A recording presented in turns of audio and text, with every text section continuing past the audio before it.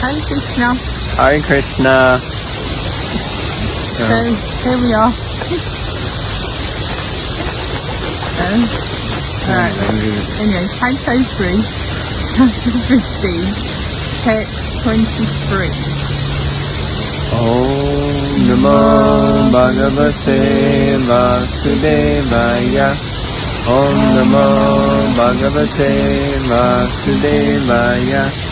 Om Namo Bhagavate Vasudevaya. So we're just outside of Google headquarters in London. But this is the real Google. Yeah. Whatever you need to know, you consult the Bhagavatam. There you go. Isn't it? The real search engine. Right, 23. It is very much regrettable that unfortunate people do not discuss the description of the Vaikuntha planet, but engage in topics which are unworthy to hear and which bewilder one's intelligence. Those who give up the topics of Vaikuntha and take to talk of the material world are thrown into the darkest region of ignorance.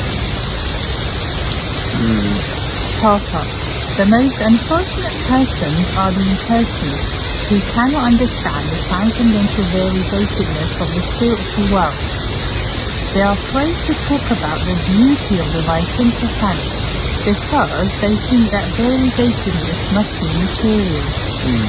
Such impersonalists think that the spiritual world is completely void, or in other words, that there is no variegativeness. This mentality is described here as Kupata Mati Dini, intelligence bewildered by unworthy words. The philosophies of voidness and of the impersonal situation of the spiritual world are condemned here because they bewilder one's intelligence. How can the impersonalist and the void philosopher think of this material world which is full of variegatedness and then say that there is no variegatedness in the spiritual world? How sense, isn't it? Sorry, let's put the camera. It is said that this material world is a perverted reflection of the spiritual world. So unless there is variegatedness in the spiritual world, how can there be temporary variegatedness in the material world? That one can transcend this material world does not imply that there is no transcendental variegatedness. Okay. That one can transcend this material world does not imply that there is no transcendental variegation. Yeah, because impersonalists kind of argue or say that basically you have variety here in the material world, but that's the Maya, that's the illusion to distract us from the ultimate oneness. So they're also trying to transcend. It's just their statement is that on the transcendental platform, it's all one, or it's all nothing, all void. So here, That doesn't make sense. well, if you just find that in variety you get perpetually bewildered and attracted and allured and distracted, then the best way not to is to only have one thing or nothing to focus on, right? So if there's only one thing to focus on, it's hard to get distracted. And if there's nothing to focus on, maybe it's even harder to get distracted. So, like that. I don't profess to believe the philosophy, but I think that is a general idea. Here in the Bhagavatam, in this verse particularly, it is stressed that people who try to discuss and understand the real spiritual nature of the spiritual sky and the Vaikunthas are fortunate. So, you're all fortunate. We're fortunate. The variegatedness of the Vaikuntha planets is described in relation to the transcendental pastimes of the Lord. But instead of trying to understand the spiritual abode and the spiritual activities of the Lord, people are more interested in politics and economic developments. They hold many conventions, excuse me, meetings, and discussions to solve the problems of this worldly situation, where they can remain for only a few years. But they are not interested in understanding the spiritual situation in the Vaikuntha world. Yeah, so they're so worried about everything that's going on here in the temporary world, but they're not really so concerned about the eternal world. If they are at all fortunate, they become interested in going back home, back to Godhead. But unless they understand the spiritual world, unless you understand the spiritual world, they rot in this material darkness continuously. Now, that's an interesting statement at the end, because we often kind of we condemn the philosophy or the idea or understanding that you only have this one life, and if you pass at the end, then you go back to be with God forever. And if you fail, you rot in or burn in hell forever. So here it says that one rots in material darkness continuously. So there's a slight distinction, or not a slight, but a big distinction between these two. And that distinction is that you always have the opportunity. And the word continuously, it means it continues. So you get a chance, another chance, another chance. So there are opportunities to get out of it. But as long as you stay in the same mindset, you can, what's that saying? If you keep doing what you're doing, you'll keep getting what you're getting. So if you keep doing what you're doing, then you'll continue to rot in material ignorance. But if you change your mind and look at things differently, then situation changes. Thoughts? Yeah, it's true. Sometimes, you feel like, was it a fight or flight mentality? But we've also seen some stuff about I'm not married about. It's not about the environment as such, it's the environment of your own heart and mind. You need to change that, and then you can be anywhere. It doesn't affect you. So in other words, it's a lack of Krishna consciousness that affects us, and we just go and look somewhere else or run away or whatever.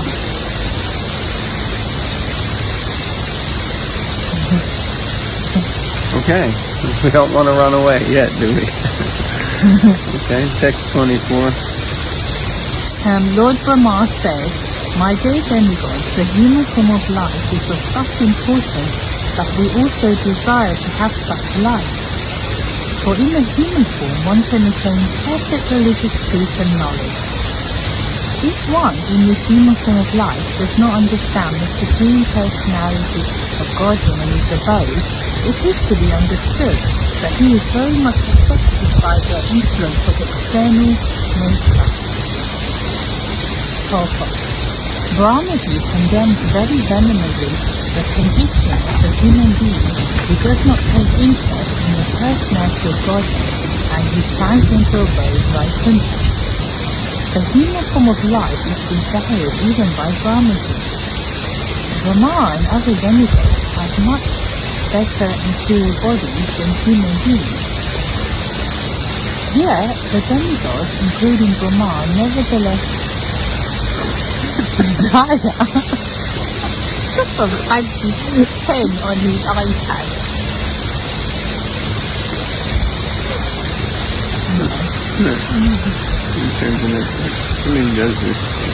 Alright, let me read. Yes, why don't you read? Oh Lord, nevertheless, including Lord.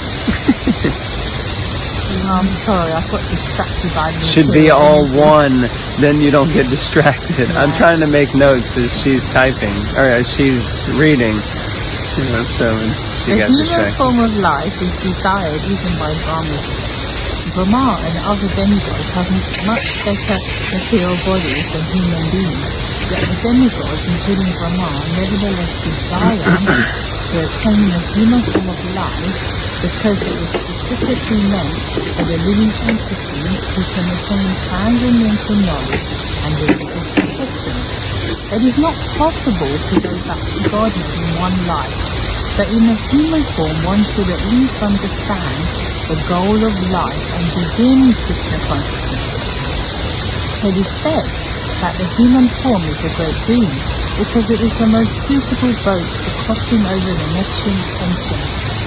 The spiritual master is considered to be the most able captain in that boat, and the information from the scriptures is the capable wing for floating over the ocean of Neptune. The human being who does not take advantage of all these facilities in this life is committing suicide. Therefore, one who does not begin Krishna consciousness in the human form of life loses his life to the influence of the illusory energy. Brahma regrets the situation of such a human being. Interesting. Any thoughts, reflections? Well, it says, Prabhupada says here, it is not possible to go back to Godhead in one life. That's what I just heard. I'm out of here, mate. Forget it. What's that mean? Why did you say that? We've been duped! We ripped off. Someone made a brother somewhere. Of course, there are quotes where Prabhupada says it is possible. Yeah. So what is that? I don't know, that's why I put it up. Enlighten us with your magic pen.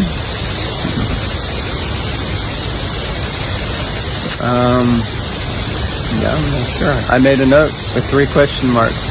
Why? Why would Srila Prabhupada say that? It is not possible to go back to Godhead in one life. Well, in one life. I guess, yeah. Maybe if we look at it, because see, we often hear things in a certain way, but I mean, if I go back to Godhead, which I probably won't, at the end of this life, that will not have been in one life. Right? It will not have been in one life. It will have been in at least 2 lives, but more than likely, it will have been millions of lives, because there are places where it's explained, we first take birth as a Lord Brahma, then we descend down, fall down into demigods, and this one and that one, and then eventually human, and then all the way down to some fish, and then some tree, and then some animal, and then eventually we get back to human life. So we've had many lives. But I think, the way we read it or hear it, it's not possible in just one, even in probably just one human life. I mean, you could say it is possible, but very rare, but it's still not just one life. And Prabhupada doesn't say a human life. He says it's not possible to go back to Godhead in one life. But in the human form, one should at least understand the goal of life and begin Krishna consciousness. Also, another way to understand it is that it's explained that even if you do come into the human form of life, and let's say we go back, we qualify to go back to Godhead at the end of this life, you do not go straight back to Godhead. Prabhupada explains that you first have to take birth on a planet where there is Vrindavan, Boma Vrindavan, earthly Vrindavan, and you would join Krishna first there in Boma Vrindavan. So you would still have to take another birth. So, that is 2 possible ways to understand that we don't go back to Godhead in one life. Correct. Is that acceptable to you? Correct. Magic pen. Forget it. Okay. The next one is very long purport. Oh, wow. So I suggest we call it quits here. It's just a short one, everyone, but some nice discussion, nice topic, and please don't give up hope, as if you can't go back to Godhead in this very life, because You can. you can. I mean, The Prabhupada says he's got the backfill key. yes. so, you know, you can make great progress towards that goal in this life. So, okay. For sure. Thank you all very much. Thank you for listening. Srimad Bhagavatam ki jai. Jai.